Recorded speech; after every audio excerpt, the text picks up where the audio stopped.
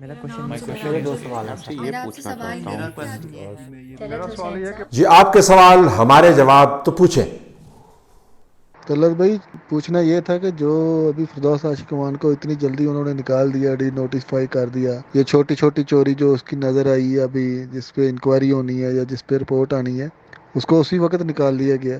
اور جہانگیر ترین, خسرو پرویز اور بابر صاحب, ان پہ اتنے بڑے سکینڈل ابھی آئے ہیں, ان کو تو پروموٹ کر دیا گیا.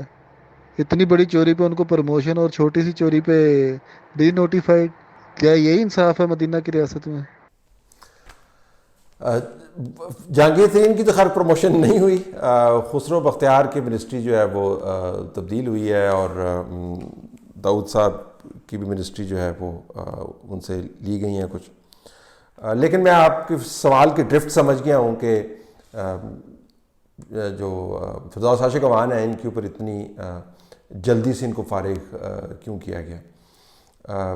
ویسے فردوس عاشق امان کے اوپر جو فوکس ہے میڈیا کے اندر وہ کوائٹ ریمارکیبل ہے, جس سے آپ کو پتہ چلتا ہے کہ ایک ایسی خاتون جو منتخب نہ بھی ہوئی ہو اور ان کی بہت بڑی کوئی میڈیا ہینڈلنگ کی کوالیفیکیشن نہ ہو, تجربے کے حوالے سے میں بات کر رہا ہوں, اور وہ کوئی بہت تحسین آمیز طریقے سے میڈیا کے ساتھ انگیج بھی نہ کر پا رہی ہوں, اور نہ ہی وہ بیانیہ بڑے مستند انداز سے بنا پا رہی ہوں جس سے حکومت مشکل حالات میں تھوڑی سی بچ کے رہے, تو ان کے اوپر اتنا فوکس جو ہے نا وہ اٹس کوائٹ ریمارکیبل. تو ظاہر ہے وہ ایک وکٹم ہوڈ جو ہے نا پاکستان کے اندر بہت زیادہ بکتا ہے. اس کیس کے اندر وکٹم وہ آپ کو جس طریقے سے ان کو فارغ کیا گیا لگتی بھی ہیں, کیونکہ یکدم تو وہ بالکل ہر جگہ پہ آگے آپ کو نظر آ رہی تھیں اور اسٹیٹمنٹس دے رہی تھیں, اور اس کے بعد یکدم جو ہے وہ ان کو فارغ کر دیا گیا. کچھ چینلز پہ میں دیکھ رہا تھا ان کی نکالے جانے کی کہانی بتایا گیا کہ پرائم منسٹر ہاؤس کے اندر کس طریقے سے ان کو بلایا گیا اور کہا گیا کہ آپ کے خلاف یہ کرپشن کے چارجز ہیں. بعض لوگوں نے یہ دعویٰ کیا, ان کو ایک آرٹیکل بھی دکھایا گیا کہ جس آرٹیکل کے اندر کرپشن کے چارجز ہیں تو آپ ریزائن کر دیں. انہوں نے کہا جی میں ریزائن نہیں کرا, ری نوٹیفائی کریں وغیرہ وغیرہ. ایک تو میرے خیال میں بہت عرصے سے ان کے بارے میں یہ افواہیں گردش کر رہی تھیں کہ وہ اپنے سروائیول کے اوپر زیادہ توجہ دیتی ہیں اور اپنے کام کے اوپر کم. لیکن میرا ماننا یہ ہے کہ انہوں نے جتنی دیر بھی کام کیا, ظاہر وزیر اعظم کی منظور نظر تھیں تو کام کیا نا, یا وزیر اعظم کے جو منظور نظر تھے ان کی منظور نظر تھیں تو انہوں نے کام کیا نا. ویسے تو نہیں دھینگا مشتی کے ساتھ تو نہیں وہاں پہ آ کے وہ بیٹھ جاتی تھی نا, یا پریس کانفرنس کرتی تھی, کوئی ان کو بتاتا تھا, کابینہ کی میٹنگز اٹینڈ کرتی تھی تبھی جا کے وہ کام کرتی تھی. تو یہ جس طریقے سے یکدم ہاتھ ہٹایا گیا نا, یہ کوئی ویسے نئی بات نہیں ہے. آپ نے اکثر دیکھا ہوگا کہ ہاٹ پوٹیٹو کے طور پر ٹریٹ کرتے ہیں جب بھی کوئی بہت بڑا بحران ہو. آپ فردوس عاشق امان کی بات کریں, اسد عمر کا ڈپارچر آپ کو یاد نہیں؟ اسد عمر کو جس طریقے سے نکالا گیا تھا, آج کل تو اسد عمر جو ہیں وہ ان کو ڈینائی کرنا پڑتا ہے کہ میں ڈی فیکٹو پرائم منسٹر نہیں ہوں. آج کل ان کی گڈی جو ہے دوبارہ سے نئی تلاویں ڈال کے نا اس کو ہوا میں بلند کر دیا گیا ہے, اور خوب ڈھیل دے کے ان کو اونچے سے اونچا اڑایا جا رہا ہے. لیکن جب ان کو نکالا گیا تو آپ کو پتہ نہیں کس طریقے سے ان کو نکالا گیا تھا. وہ تو ان کو پتہ بھی نہیں چلا تھا ہوا کیا. واٹس ایپ کے اوپر ان کو انٹیمیٹ کیا گیا تھا. یہ بڑی ایک تکلیف دہ قسم کی سٹوری ہے. تو یہ بندے ڈراپ کرنے کا جو ہے نا, اور جو پارٹی میں سے بندے نکالے گئے, وہ بڑی لمبی فہرست ہے, میں آپ کو بتا سکتا ہوں.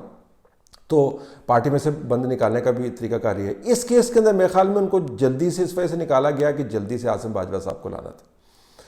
تو اگر کسی اور کو لانا ہوتا تو اس کے اندر کوئی تعویلیں ہوتی, لیکن ظاہر ہے ان کی ریپلیسمنٹ اتنی تگڑی تھی تو اس نے تو انتظار نہیں کرنا تھا. تو لہٰذا جو ان کو دھکا لگا تو وہ بڑا زور کا لگا. اب ان کے اوپر جو کرپشن کے چارجز ہیں, یہ بھی عجیب و غریب بات ہے. اگر کرپشن کے چارجز ہیں تو آپ کو پھر فریم کرنے چاہیے نا وہ چارجز, اس کے اوپر باقاعدہ تحقیق کر کے ان کو چیلنج کروانا چاہیے اس بندے کو جس کو آپ نے ایکیوز کیا, تاکہ اپنا جواب تو دے سکے, اپنا دامن تو کلیئر کر سکے.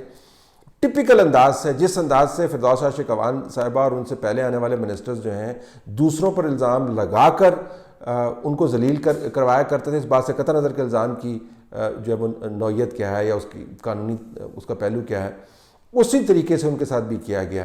اب اس انویسٹیگیشن نے کیا ہونا, اگلے دن کی پھر تصویریں چھپی ہوئی تھیں گورنر پنجاب کے ساتھ, وہ آگے پیچھے گھوم رہی تھیں.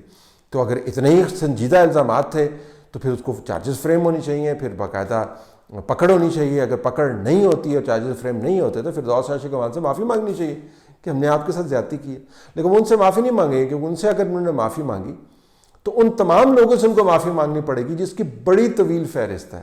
آدھا پاکستان اس کے اندر آپ کو سیاسی طور پر اور صحافتی طور پر اور بزنس وائز نظر آئے گا. جن لوگوں کے اوپر آپ نے الزام لگائے ہوئے ثابت ہی کچھ نہیں ہوا.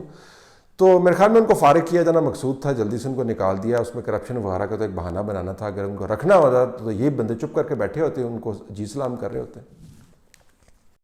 السلام علیکم طلعت صاحب, میں قطر سے بات کر رہا ہوں. میرا سوال یہ تھا کہ ہمیں میڈیا اور انفارمیشن کے حوالے سے اتنی انسیکیورٹی کیوں فیل ہوتی ہے؟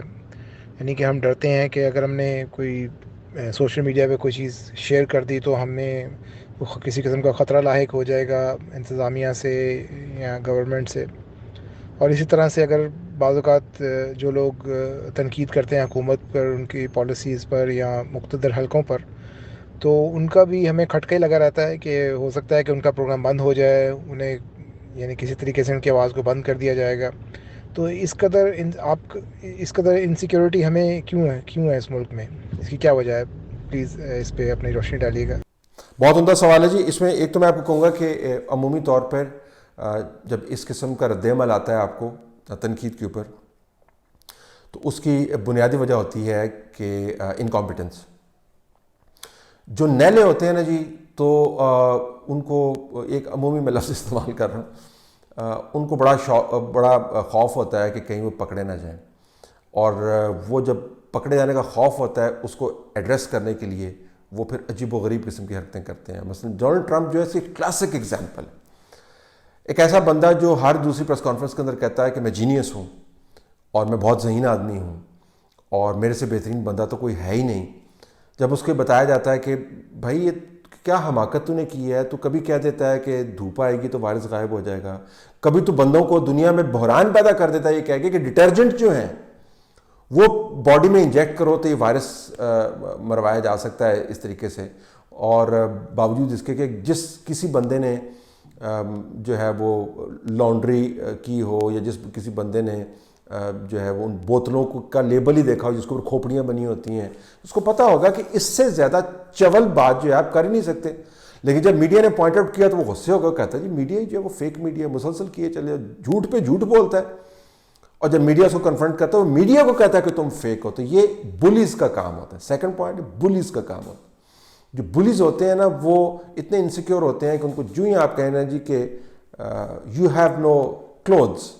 بادشاہ کو کہا گیا تھا نا جی کہ آپ کے کپڑے نہیں ہیں, تو کسی وزیر نے تو نہیں کہا تھا, چھوٹے سے بچے نے کہا تھا کہ بادشاہ سلامت تو ویسے ہی چلے جا رہے ہیں, ان کے تو کپڑے نہیں ہیں. تو پھر بادشاہ صاحب کو احساس ہوا جی کہ واقعتاً ان کے تن پہ کپڑے نہیں ہیں. لیکن وزیر مشیر جو ہے انہوں نے ان کو کبھی نہیں بتایا کہ آپ کے تن پہ کپڑے نہیں, بادشاہ صاحب ویسے ہی پھر رہے ہوتے.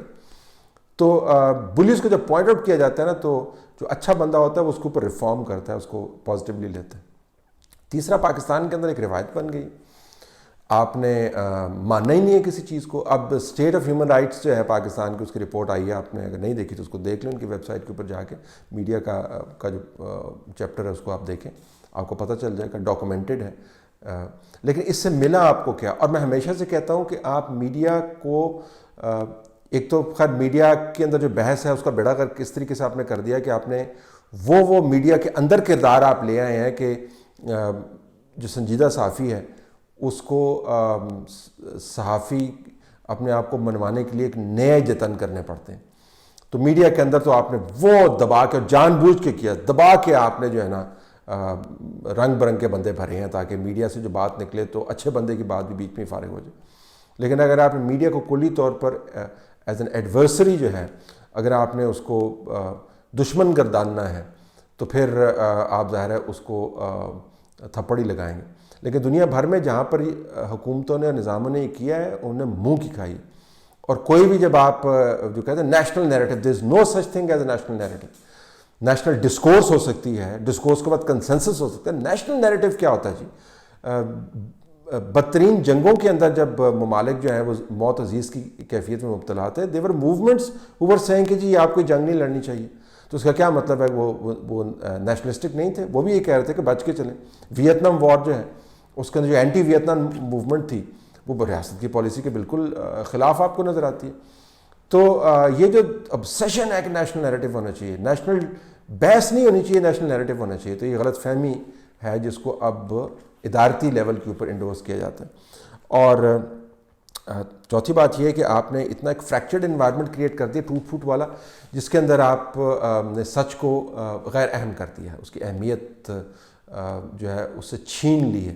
لہٰذا آپ آل فال بولتے رہتے ہیں، جب سچ کا سامنا ہوتا ہے تو وہ آپ سچ کو بھی برا کہتے ہیں، کہتے ہیں ہم جیسا چونکہ نہیں ہے لہٰذا یہ جھوٹا ہے. آخر میں آپ کو یہ بتاؤں گا، مجھے پرانے زمانے میں ایک قصہ آیا کہ ایک قصبہ تھا جس کے اندر تمام لوگوں کے نا ناک کٹے ہوئے تھے، سمہاؤ کوئی ڈیزیز تھی، ناک ان کے کٹے ہوئے تھے. تو ایک بندہ ایسا چلا گیا کہ جس کا ناک سلامت تھا. تو قصبے میں جب وہ بندہ داخل ہوا تو قصبے والوں نے سوچا اس کا تو ناک سلامت ہے، یہ تو یہاں پہ کہیں بادشاہ نہ بن جائے. تو انہوں نے ایک ترکیب سوچی، انہوں نے کہا جی کہ جو ہی یہ صبح نکلے گا تو ہم اس کو کہیں گے کہ تیرا تو ناک ہے، تو یہ تو شرم آنی چاہیے.